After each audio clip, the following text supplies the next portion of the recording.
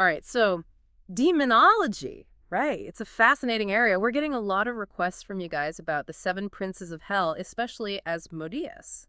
Definitely seems to be a topic that piques people's curiosity. For sure. And we've got this YouTube transcript, actually. It's kind of cool because it's like listening in on this conversation about the princes of hell. It breaks it down in a way that, even someone who's not super familiar with demonology can grasp. It really does. And what I appreciate is that it doesn't shy away from the complexities either. It manages to be accessible but still intellectually stimulating, Totally. And they jump right into it, tackling the whole Lucifer Satan thing head on. which is a bit of a minefield, to be honest. Right. Yeah. Because you've got all these different interpretations, different traditions, but this source, they're like, nope, Lucifer and Satan, same entity, end of story.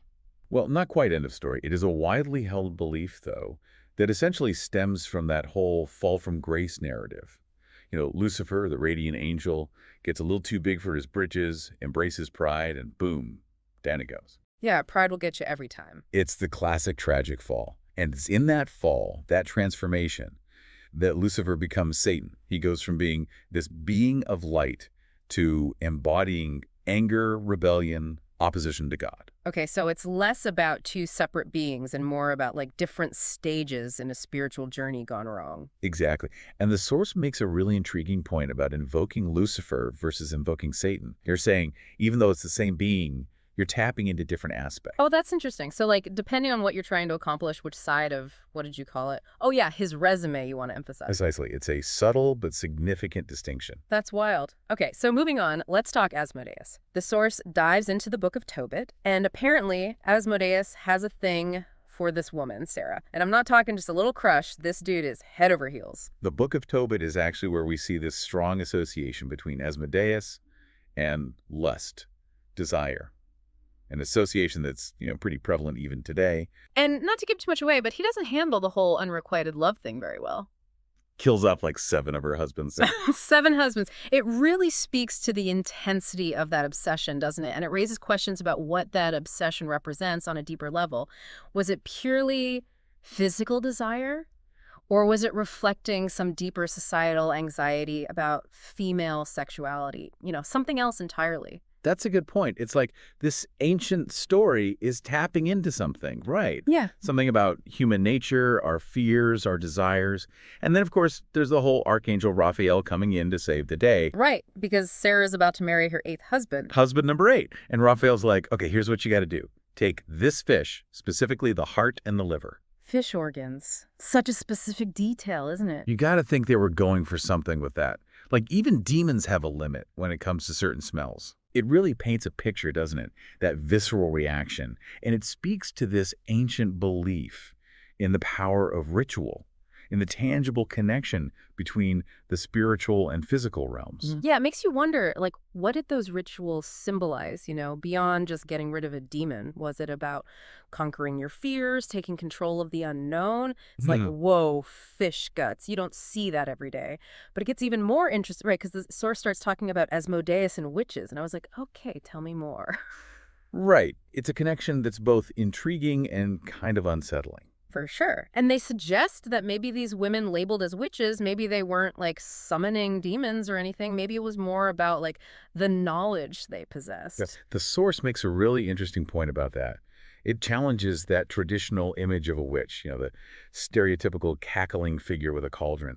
They're suggesting these women were often targeted not because they were actually performing magic, but because of what they knew. So like their knowledge was the real threat. Exactly.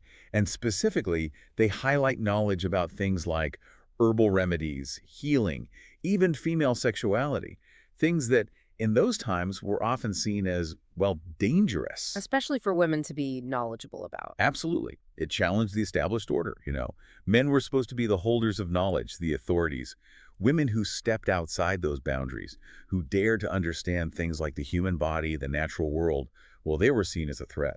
So it's like this fear of female empowerment, of female knowledge, gets projected onto figures like Asmodeus. Precisely.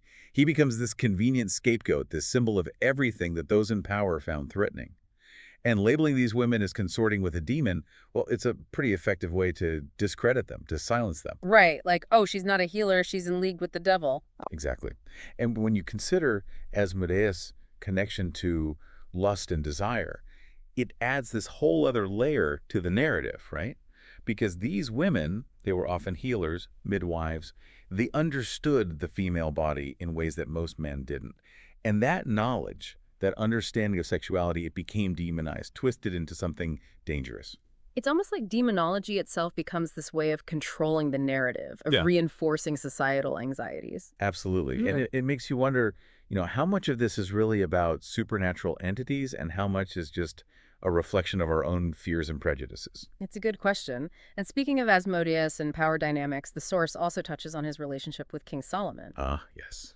The king and the demon. And it's interesting because it's not always clear cut who's in control. Like sometimes they're portrayed as allies, almost friends, and then other times it's like this whole master servant thing with Solomon forcing Asmodeus to help build the temple in Jerusalem. And it's like talk about a power struggle, right? One minute they're buddies, the next they're trying to outmaneuver each other. And that ambiguity is fascinating, isn't it? It speaks to that duality that seems to surround Asmodeus. He's not just this straightforward, tempting devil. There's so much more to him. Remember the source mentioned he's sometimes considered the offspring of a fallen angel. Oh, right. It's like he's not even a full-fledged demon. He's straddling that line between heaven and hell. Exactly. Which makes his connection to forbidden knowledge even more intriguing. It's like he embodies that allure, that danger that comes with pushing beyond the accepted limits. It's making me think about that old saying, a little knowledge is a dangerous thing. Definitely. And then there's his title, King of the Nine Hells, which honestly sends chills down my spine. Right. The source only mentions it briefly, but it speaks volumes. Like this guy's not just tempting individuals here. He's got dominion over something vast, something terrifying. It's like every time we peel back a layer of Asmodeus, there's another one underneath, even more complex, even more contradictory. It definitely challenges those simplistic notions we often have about demons, doesn't it? Hmm. And I think that's what makes demonology so fascinating. It's not just about these entities, it's about us, about understanding the cultures and anxieties that created them. It's like holding up a mirror to humanity, warts and all. Exactly. And maybe that's the key takeaway here. Demonology isn't just about ancient stories. It's a reflection of ourselves, of our deepest fears, our desires. It's about confronting those darker aspects of the human experience. And who knows, maybe in doing so, we learn a little something about ourselves along the way. So, to everyone listening, as you delve deeper into these stories, keep asking those questions, keep exploring those connections. You never know what fascinating insights you might uncover.